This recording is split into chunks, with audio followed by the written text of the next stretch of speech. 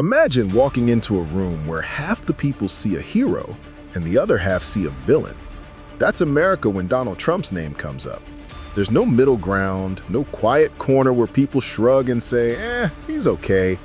You're either all in or you're completely out. And that divide tells us something profound about who we are as a country right now. Picture this scene playing out in living rooms across America every single day. Families gathering for dinner, old friends meeting for coffee, co-workers chatting by the water cooler. The moment someone mentions Trump's name, you can feel the temperature in the room shift. Shoulders tense up, eyes narrow or light up depending on which side of that invisible line you're standing on. It's like watching people look at the same painting and see completely different colors. Let me take you inside the mind of a Trump supporter first. Meet Sarah from Ohio. She's a nurse, works double shifts, and watches her paycheck disappear into grocery bills and gas tanks. When Trump talks about draining the swamp, she doesn't hear political rhetoric. She hears someone finally saying what she's been thinking for years. The system is rigged, and everyone in Washington is getting rich, while regular folks like her struggle to keep up. Sarah's story isn't unique. Walk through any small town in Ohio, Pennsylvania, or Wisconsin, and you'll meet dozens of people just like her. They remember when their parents could buy a house on one income, when a factory job meant security for life, when politicians seemed to care about places that weren't New York or Los Angeles. Sarah sees Trump as the first politician in decades who actually understands what it feels like to watch your dreams get smaller every year. Sarah remembers 2016 differently than the pundits do. She doesn't see a reality TV star who stumbled into the presidency. She sees someone who looked at the rule book of American politics and threw it in the trash. When Trump said he'd build a wall, she didn't care about the engineering details. She cared that someone was finally talking about border security like it mattered. When he promised to bring jobs back from China, she thought about her brother who lost his factory job and never found anything that paid as well. The way Sarah tells it, Trump's first campaign felt like watching someone crash a very exclusive party. All the right people hated him. The media attacked him relentlessly. Hollywood celebrities made fun of him. And that just made her support him more. If all the people she blamed for America's problems were against Trump, then maybe Trump was onto something. For Sarah and millions like her, Trump represents something bigger than policy positions. He's the guy who walks into the country club and tells the members exactly what he thinks of their fancy rules. He's unfiltered, unpredictable, and unapologetic. In a world where politicians speak in carefully crafted sound bites, Trump says what's on his mind. Sometimes it's crude, sometimes it's controversial, but it's always authentic to who he is. Sarah remembers watching Trump's rallies and feeling something she hadn't felt about politics in years: excitement. Here was someone who didn't talk down to her, who didn't use big words to hide simple ideas, who seemed genuinely angry about the same things that kept her up at night. When other politicians promised change, it sounded like more of the same. When Trump promised change, it sounded like he might actually burn the whole thing down and start over. The economic argument hits hardest with his base. During his first term, unemployment dropped to historic lows. The stock market soared. For many Americans, their 401k accounts looked better than they had in years. When Trump talks about making America great again, his supporters think about those numbers. They remember feeling optimistic about the future in a way they hadn't for decades. But here's where it gets complicated. Recent polling shows that Trump's economic magic isn't working the same way in his second term. The cost of living remains the top concern for 60% of Americans, and they're not giving him credit for improvements. His approval rating on economic issues has dropped below 40%, a complete reversal from his first presidency. Even some of his 2024 supporters are having second thoughts. The numbers tell a sobering story. Trump's overall approval rating has fallen to just 40%, down 7 points since February. His confidence rating on economic decisions has hit its lowest point since 2019, with only 45% of Americans expressing faith in his economic leadership. This represents a dramatic shift from his first term, when economic performance was his strongest selling point. Now, let's step into the shoes of his critics. Meet David, a college professor from California. When he looks at Trump, he doesn't see a disruptor or a change agent. He sees a threat to the very foundations of American democracy.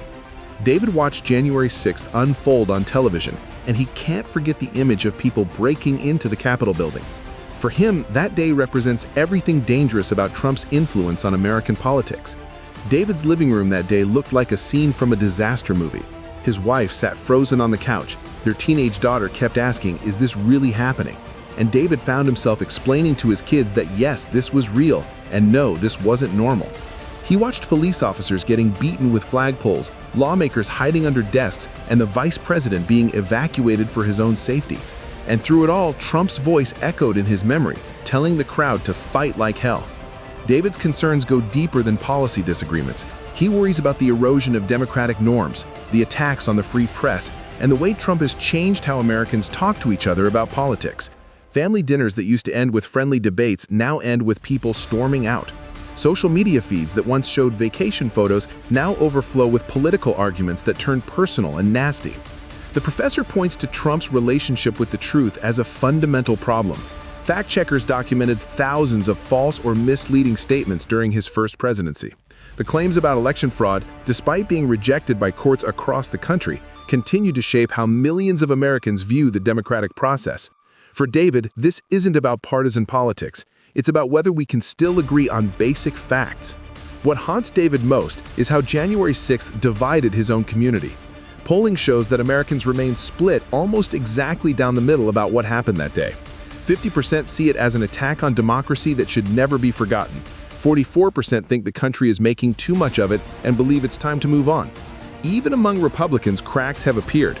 20% believe Trump's statements encouraged political violence, and 55% don't think he did everything in his power to stop it. Critics also worry about Trump's impact on America's standing in the world. They see his praise for authoritarian leaders and his criticism of Democratic allies as a dangerous shift in foreign policy. The America First approach, they argue, has isolated the country at a time when global cooperation is more important than ever. Climate change, pandemics, and economic instability require international solutions, not nationalist rhetoric. David watches the news and sees America's relationships with longtime allies growing more strained by the day. Recent polling shows that half of Americans believe Trump's policies are weakening the country's standing in the world compared to the previous administration. Only 38% think his approach is making America stronger internationally. For someone who grew up believing America was the leader of the free world, these numbers feel like watching the foundation of everything he believed slowly crumble. The legal challenges add another layer to the criticism. Multiple indictments, civil lawsuits, and ongoing investigations create a cloud of controversy that follows Trump everywhere. His critics see a pattern of behavior that puts personal interests above public service. They worry about what it means for the rule of law when a president faces serious legal jeopardy. But here's what makes this story so fascinating. Both sides are looking at the same person and seeing completely different things. Trump supporters see strength where his critics see authoritarianism. They see authenticity where others see dishonesty. They see necessary disruption where others see dangerous chaos. The polarization runs so deep that it's changed how we process information. Trump supporters get their news from different sources than his critics. They live in different information ecosystems with different facts and different interpretations of the same events. Social media algorithms make this worse by showing people content that confirms what they already believe. Think about how this plays out in real life. Sarah from Ohio starts her morning reading conservative news sites that highlight Trump's successes and downplay his failures. David from California gets his news from sources that focus on Trump's legal troubles and Democratic concerns.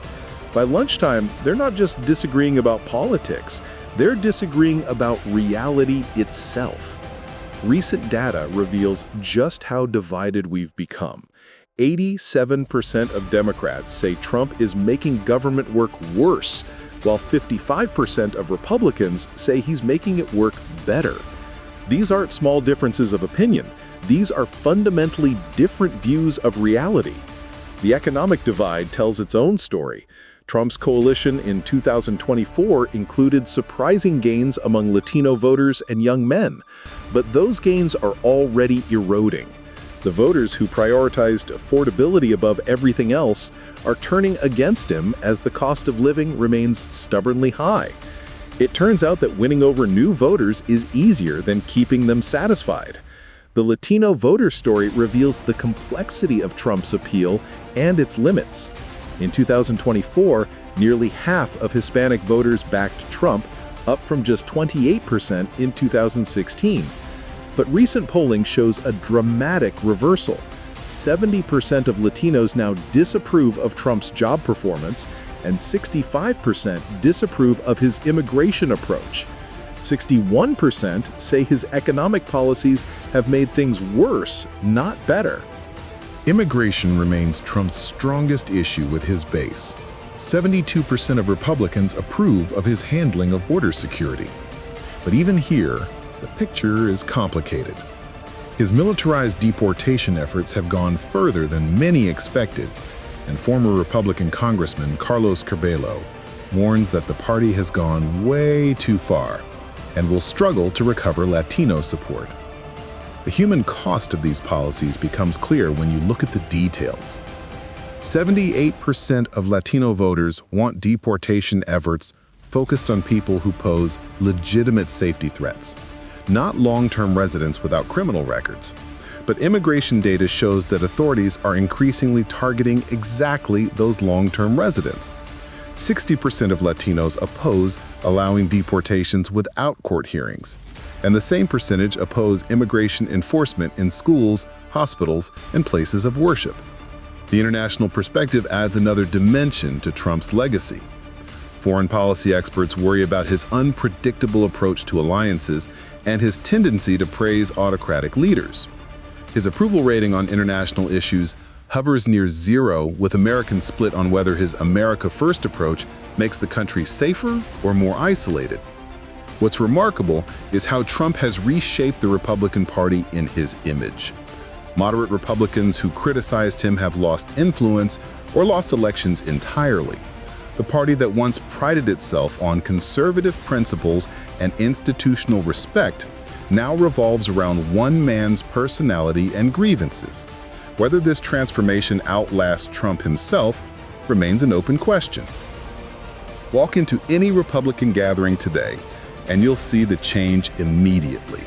The politicians who once criticized Trump now compete to praise him most enthusiastically. The donors who once funded his opponents now write checks to his campaigns. The voters who once called themselves Reagan Republicans now identify first and foremost as Trump supporters. It's a complete transformation that happened in less than a decade. The broader implications extend far beyond one presidency or one political party.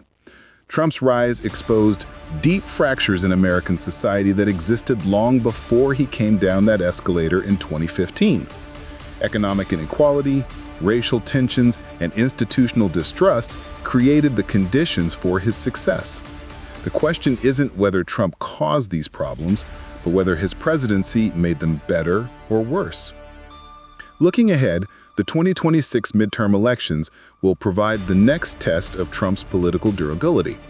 History suggests that voters typically punish the party in power during midterms, and early polling shows Democrats gaining ground. But Trump has defied political gravity before, and his core supporters remain intensely loyal. The loyalty runs deeper than most people realize. Talk to Trump supporters, and they'll tell you stories about feeling ignored and dismissed for years before he came along. They'll describe the relief of finally having someone who seemed to understand their frustrations. That kind of emotional connection doesn't disappear just because poll numbers shift or policies fail to deliver immediate results.